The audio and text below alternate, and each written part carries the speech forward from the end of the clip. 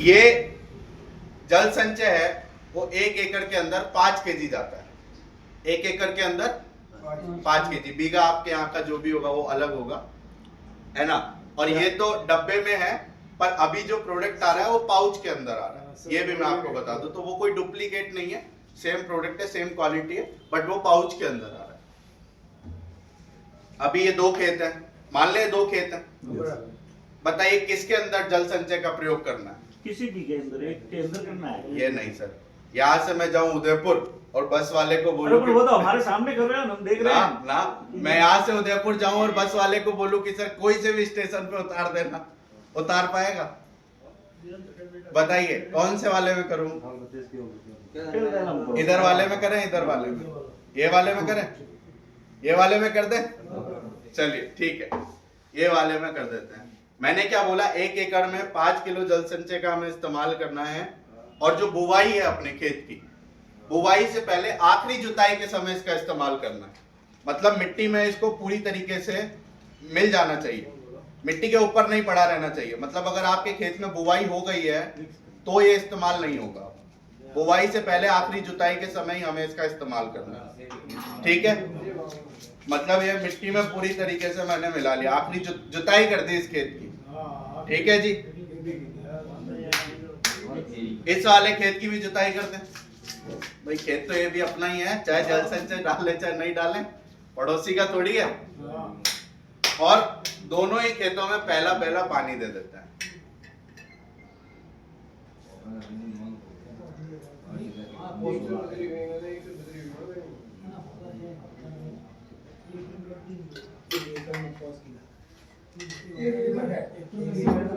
और दोनों ही खेत की मिट्टियों को थोड़ा सा चला देते हैं।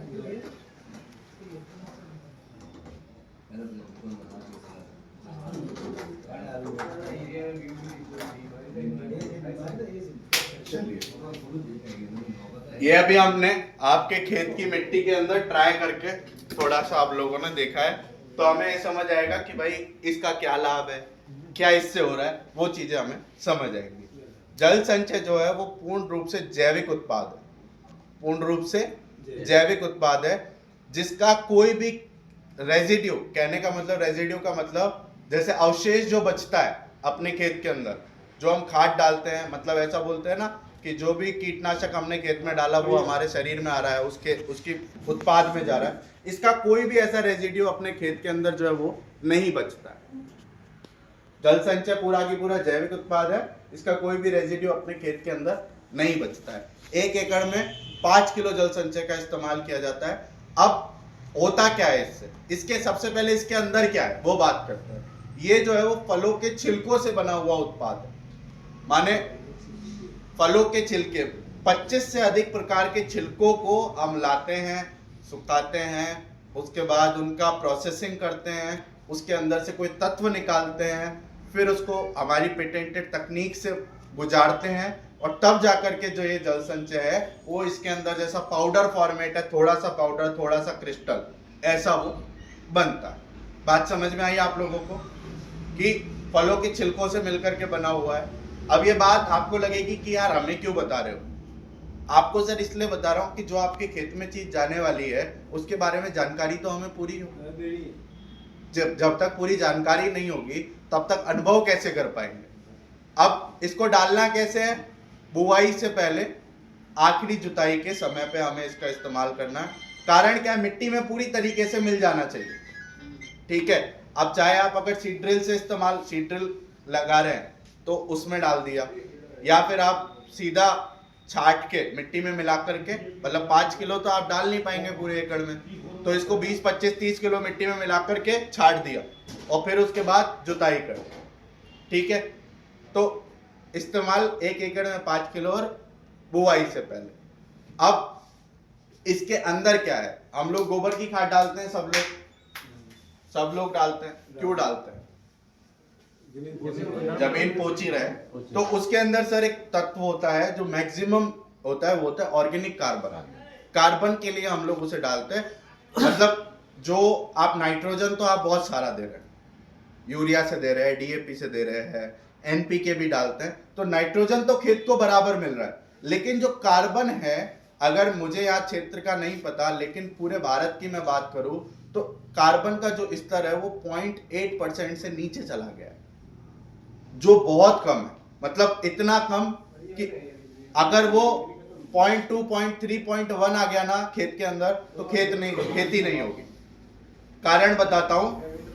आप देखिए, आप बोलेंगे कि इतना टेक्निकल है, हमें क्यों ज्ञान दे रहा है, सीधा प्रोडक्ट बताना, प्रोडक्ट के फायदे बताओ ना, क्या होगा वो बताओ ना, कितने दाम का है वो बताओ ना, और बात खत्म करो।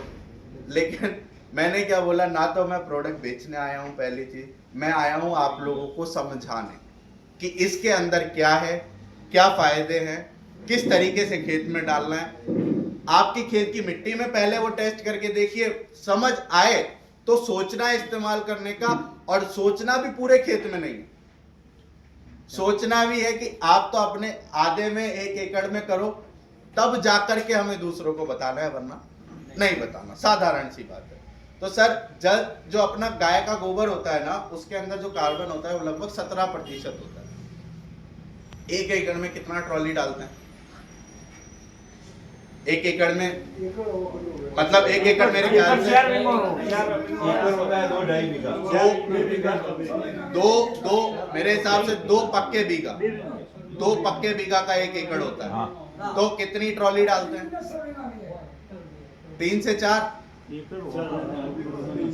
3-4 ट्रॉली। एक ट्रॉली का दाम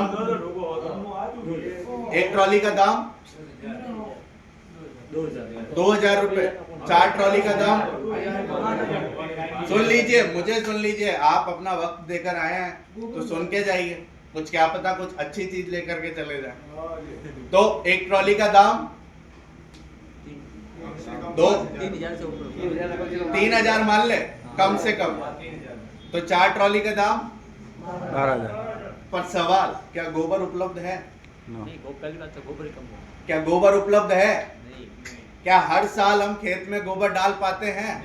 3 साल में 3 साल में, 4 साल में 1 बार डाल पाते हैं। तो सबसे पहली चीज जो आप उस ट्रेनिंग में जुड़ेंगे ना, जैविक खेती वाली में, तो आपको वहां पर यह बताया जाएगा कि जो आप गोबर की खाद डालते हैं उसको सही तरीके से कैसे डालना है।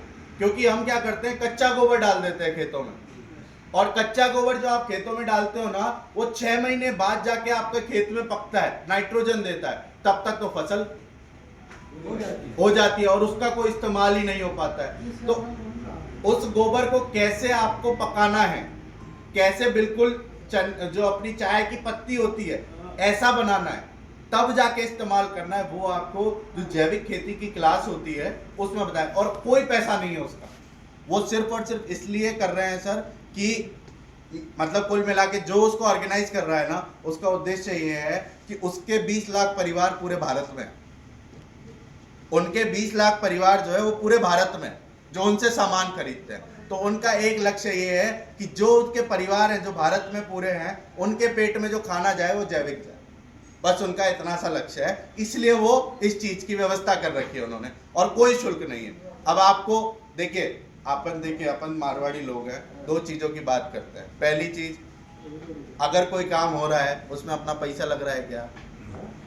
अगर पैसा नहीं लग रहा और फायदे की चीज है तो कर लेना चाहिए, है कि नहीं? तो आपको उस बैठक में जुड़ना है जिससे आपको ये सारे अनुभव महसूस हो, पहली चीज। दूसरी चीज, जल संचय के पास जो कार्बन की मात्रा है वो लगभग कितनी है? 35%।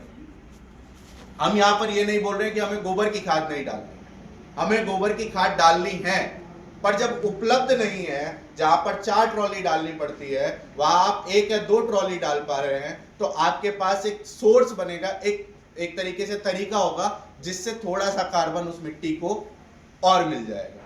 बात पल्ले पड़ रही है? बात समझ आ रही है? हमें गोबर की खाद को बंद नहीं करना है, लेकिन उपलब्ध नहीं है इस वजह से कोई ऐसा तरीका जिससे कार्बन और मिट्टी को मिल सके, उसकी व्यवस्था हमें करनी है कि नहीं? अब मैं आपको बोलूं कि सर जो भी आपकी खेती 5 पानी में होती है वो 3 पानी से हो जाए तो फायदा है क्या?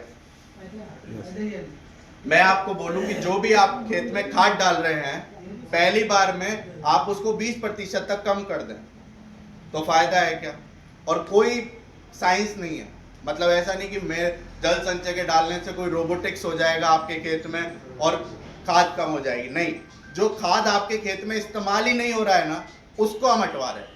क्यों? क्योंकि जो आप खेत के अंदर पानी देते हैं, क्या वो पूरा पानी खेत में काम आता है? नो।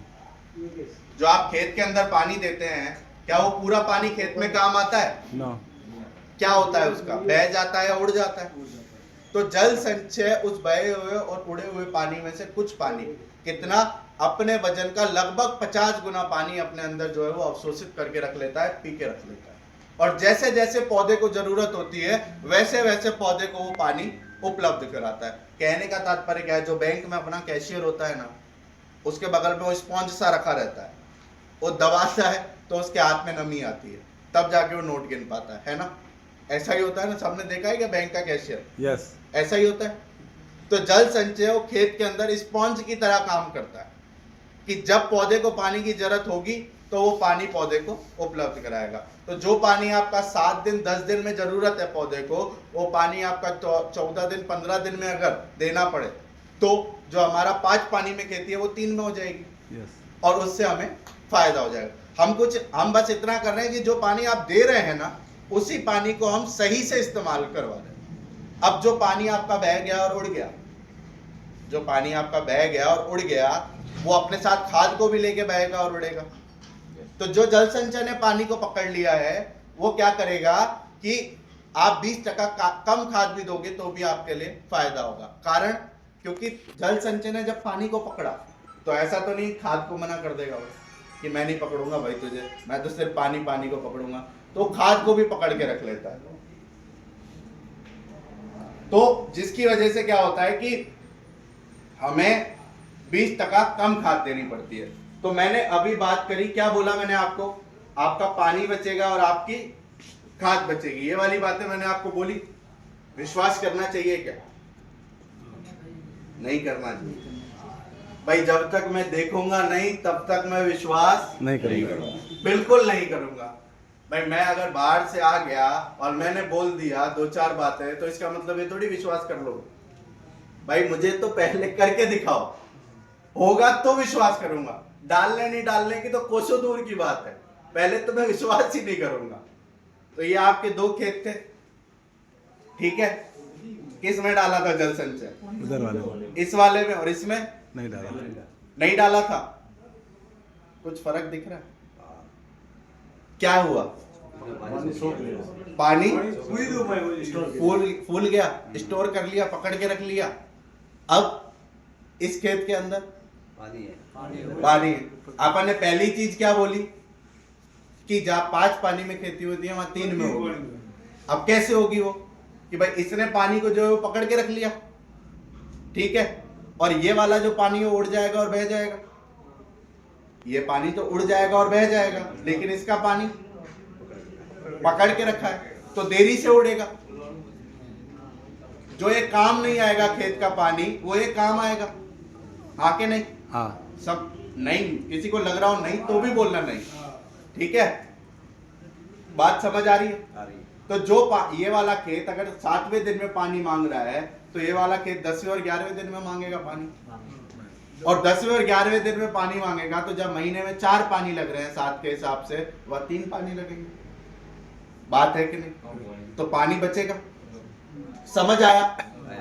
आया? ये बात समझ आई? कैसे बचेगा? सबको आई? आ रहा है, आपके पास भी आ रहा है। समझ आई ये वाली बात? दूसरी वाला विषय खाद। अपन ने क्या बोला? खाद कम देना पड़ेगा। अब ये जो पानी है ये बह जाएगा। अब आपने मान लो इन दोनों खेतों को खाद दिया, एक बोरी यूरिया, ठीक है, इन दोनों को।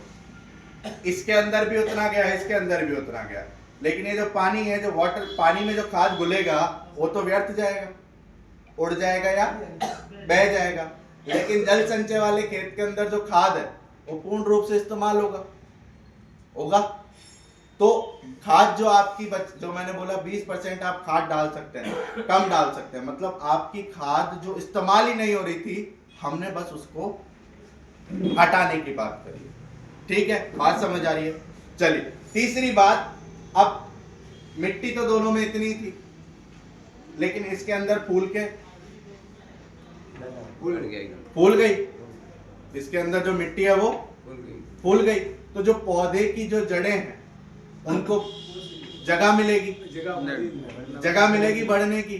जब पौधे की जड़ों को जगह मिलेगी बढ़ने की तो आसानी से जड़ें बढ़ेंगी, और जब जड़ बढ़ेंगी तो पौधा अपना मजबूत होगा।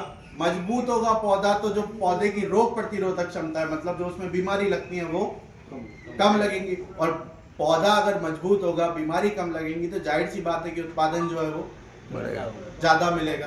अब इस प्रकार से अगर जल संचय का इस्तेमाल किया जाता है तो 15, 20, 30% मतलब फसल के आधार पर उत्पादन भी जो है वो ज्यादा मिलता है। तो ये 3 बातें मैंने आपको बताई, प्रूव करके दिखाई। मिट्टी के अंदर जो जिस भी खेत की मिट्टी थी, अभी लग रहा है कि ये काम करेगा। किसको लग रहा है करेगा?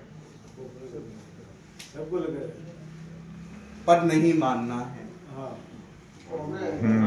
पर नहीं मानना है। अपन तो खेत में अब यहाँ जो मुझे लोग लेकर के आए हैं बोलेंगे हम पेट्रोल लगा करके लेके आए, तेल हमारा जला, पेट्रोल हमारा जला, और हमसे आप बोल रहे हो कि प्रोडक्ट नहीं लेना। ऐसे कैसे काम चलेगा? यही काम आपको अपने खेत की मिट्टी में पहले करना है। अगर ऐसा ही होता है तब तो अपने खेत में डालना है, अन्यथा बात समझ आ रही है भाई? अगर ऐसा ही होता है तब तो डालना है, वरना बिल्कुल भी भाई। क्या पता, हो सकता है इन्होंने मिट्टी में कुछ मिला दिया हो सकता है इन्होंने पानी में कुछ मिला दिया हो। तो अपने ही खेत से मिट्टी लानी है और अपने ही ट्यूबवेल का पानी लाना है, और ये 1 चम्मच डाल के देखना है। अगर ऐसा हो रहा है तब तो आपके खेत के लिए फायदेमंद है, वरना भाई जब हमारे खेत में होगा तभी हमारे लिए फायदेमंद है, वरना तो दूसरे के में तो कुछ ही होता रहे, हमें क्या लेना देना भाई? दूसरे के में चाहे 20 मण मूंगफली हो चाहे 100 मण हो, मेरे की 10 मण होगी तो मुझे तो वही लगेगी ना, है कि नहीं? अपना तो उसी से। तो ये काम अपने को, अगर आपको, अच्छा ऐसे कितने लोग हैं जिसको ये समझ आया कि ये प्रोडक्ट इस खेत की मिट्टी में काम कर रहा है? आप में से कितने लोग हैं जिनको ये समझ आया कि ये इस खेत की, जो खेत की मिट्टी लाए थे उसमें काम कर रहा है? तो नहीं, वो तो करेगा, वो तो मुझे भी पता है सर।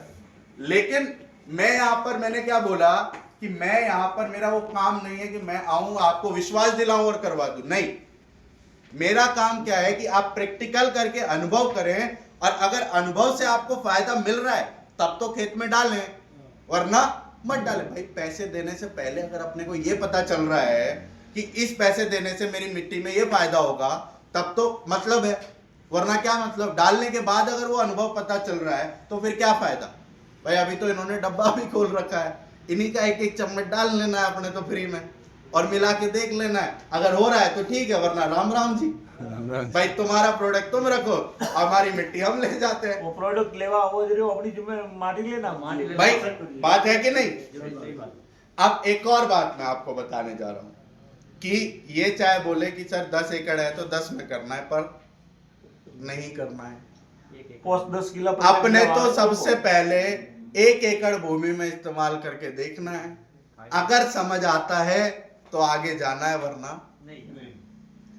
ऐसा कोई आता है क्या कि सबसे पहले तो डेमो करके दिखाए, फिर उसके बाद ये बताए कि अपने ही खेत की मिट्टी में ऐसा टेस्ट करो, और फिर उसके बाद भी ये बोले कि अगर टेस्ट के भी रिजल्ट आए तो भी 1 ही एकड़ में डालो, पूरी खेती में नहीं डालो? ऐसा कोई आता है क्या? ऐसा कोई आता है क्या सर? हाँ, तो सर ये हम आरसीएम परिवार के जो लोग हैं ना, हमारा ये काम है कि हम पहले आपको विश्वास दिलाएं, आपको बताएं, अनुभव कराएं, तब जा करके जो उसके फायदे हैं वो आप खुद महसूस करें, खुद आप अपना लाभ लें। तो इस